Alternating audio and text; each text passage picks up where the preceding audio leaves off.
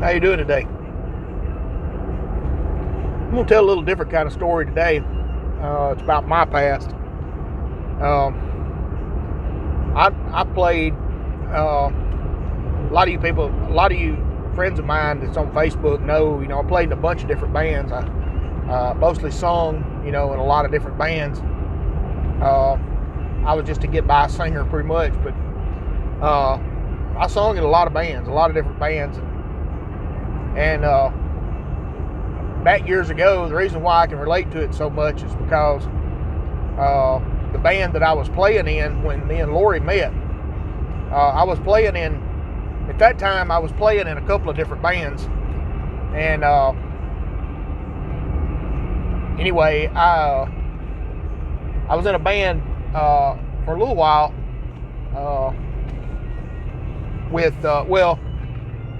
take that back for a little while. We played together for a good bit. It's just we changed the name of the band a time or two.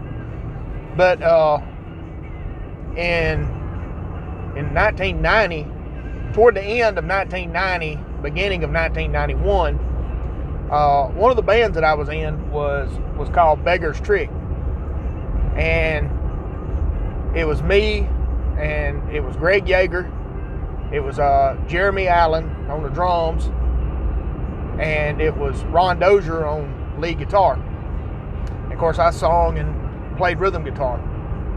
And we were a pretty good band. I really think we were a pretty good band. Not to say the other bands I wasn't in wasn't a good band, but Beggars Trick was pretty good. Ron was one of the better guitar players in the area, as far as I'm concerned. And he was easily in the top 10, if not in the top 5. But anyway, at least the ones that I knew.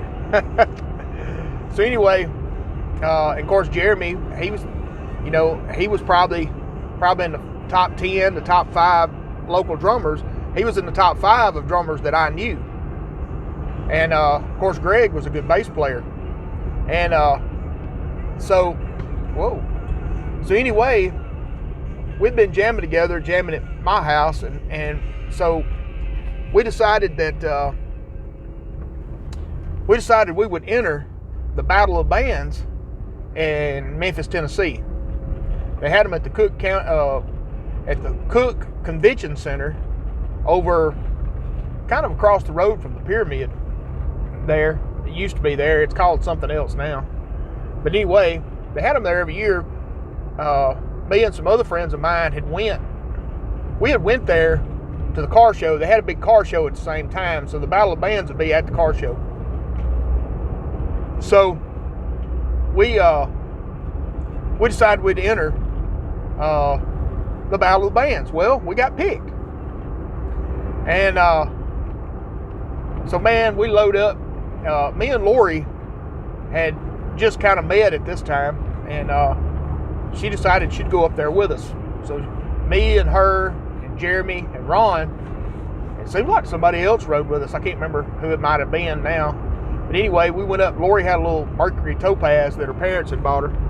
So we loaded our music equipment down in it, and here we go. And we head out to Memphis. Well, we get us a room at the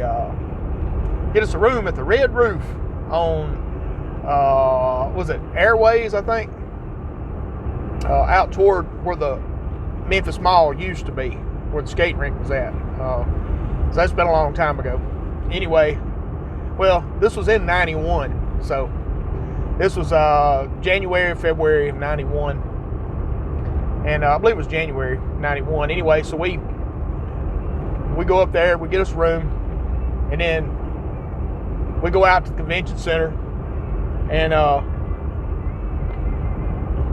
go out there hanging around. Of course, Ron and Jeremy, they about half crazy anyway.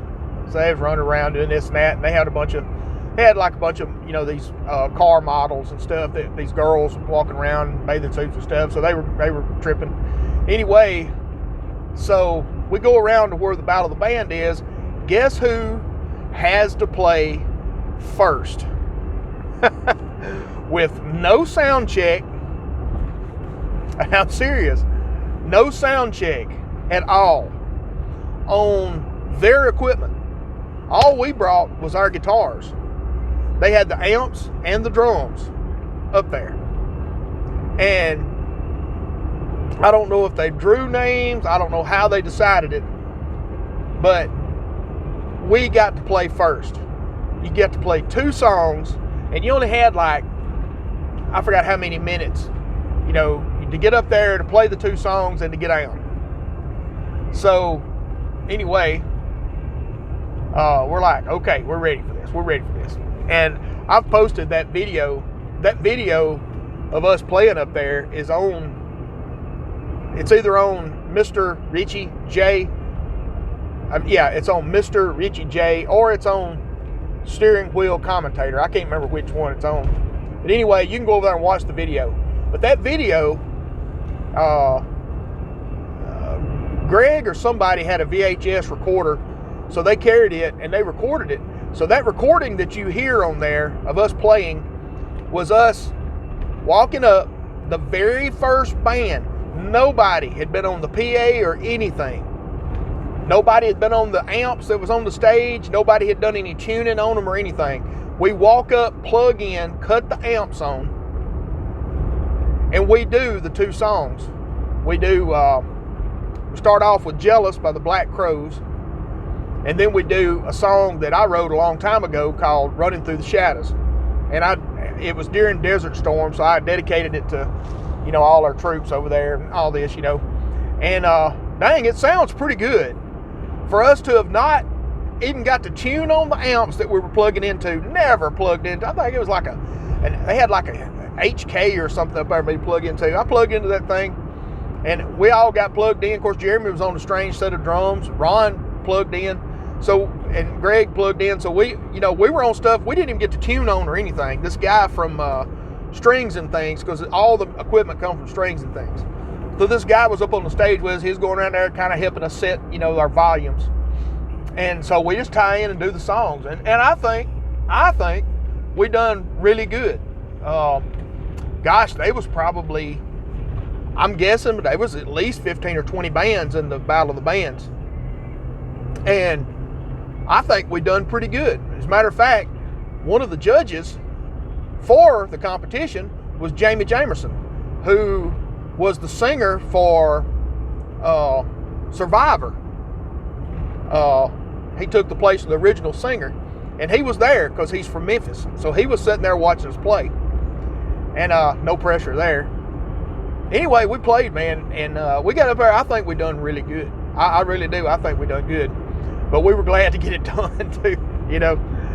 And we hung around waiting on the judge, because we stood around there and watched a bunch of the bands, and a bunch of them were like these heavy metal, and you know, all this kind of stuff, and some weird, strange stuff going on. We got 5th place out of all those bands. We got 5th place.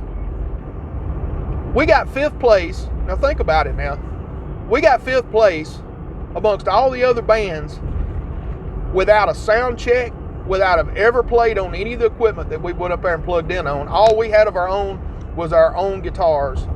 And I guess Jeremy had his own sticks. I don't know. He may have carried his snare. I can't remember. For some reason, I'm thinking he may have carried his snare. But we went up there and we played, and it done good. And you can go over and watch the video. You can see that I think we done pretty good. Well, anyway, more to the story. So we got a lot of time to kill, because this, you know, we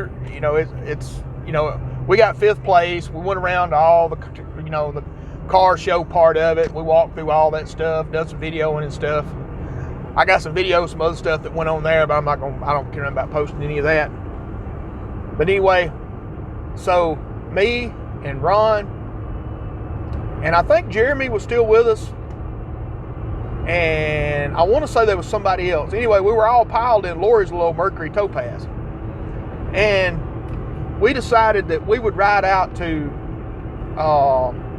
what was the name of it? It was out off Overton Square. It was a club that was upstairs, right there off Overton Square. I can't remember. Somebody remembers the name of that club. chime in and put the name of it down there. I can't remember what it was called. Anyway, we went out there, and there was one long, you walk in a door, and it's one long straight staircase all the way up to the second floor.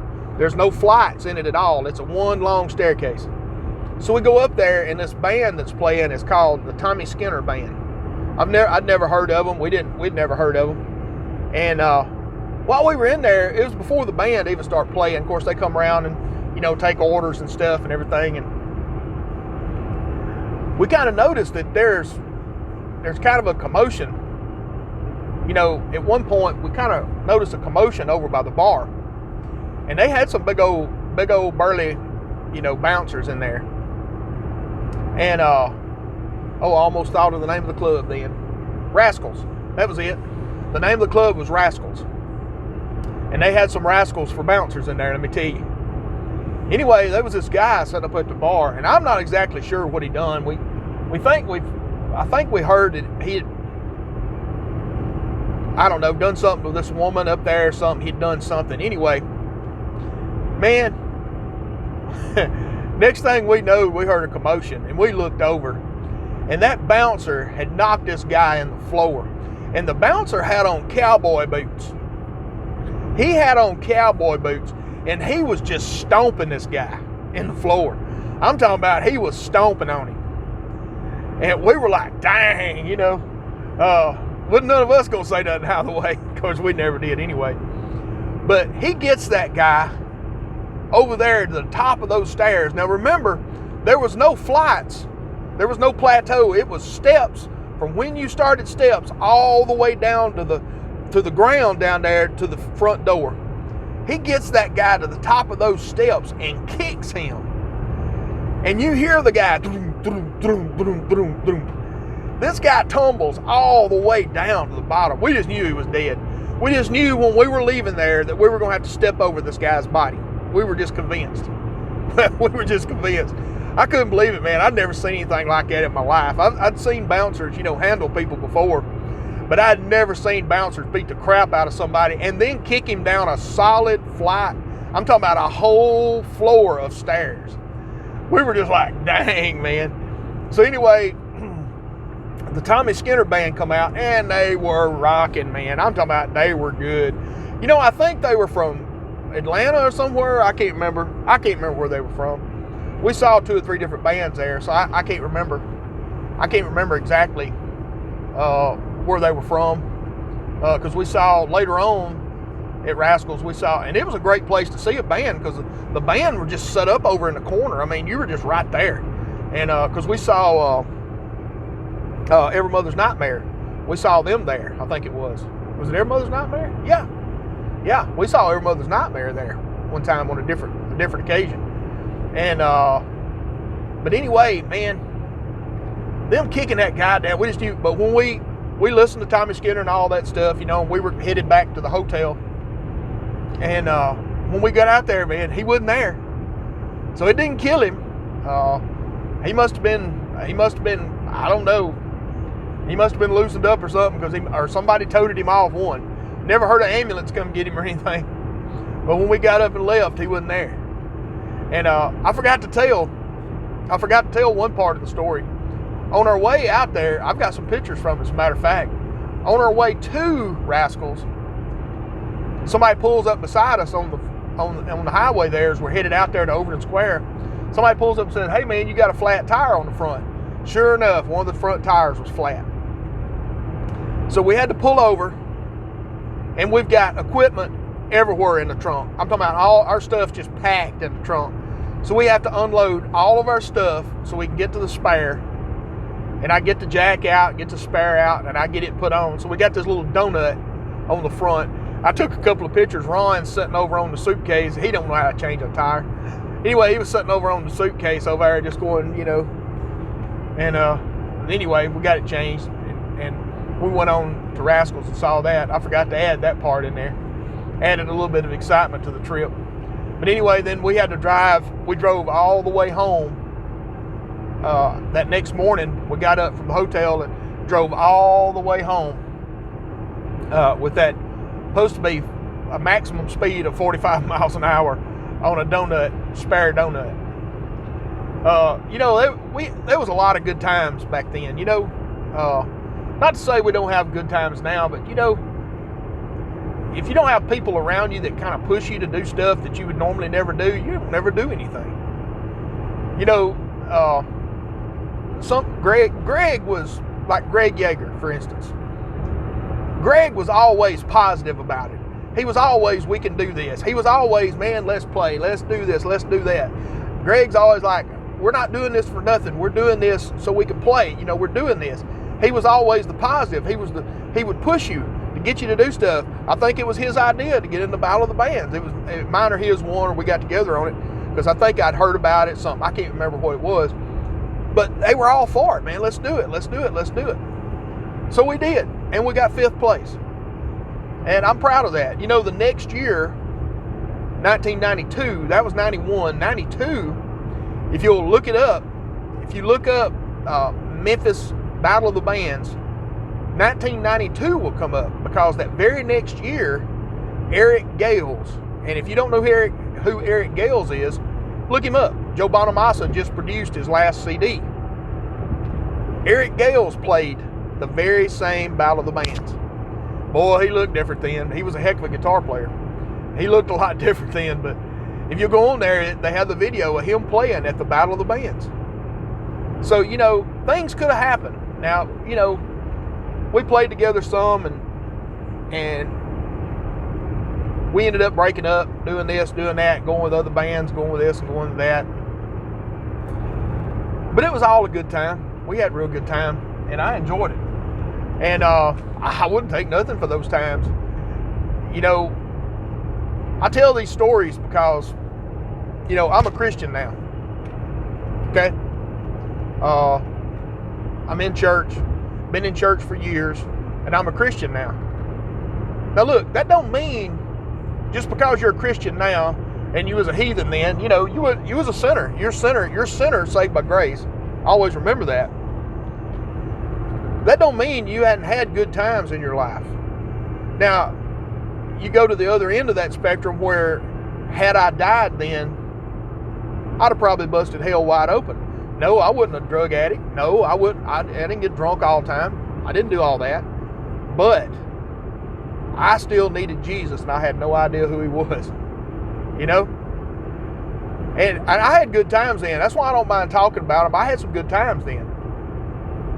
And, people say, well, you shouldn't talk about that stuff. Now, what I want people to know is, it don't matter what's going on right now.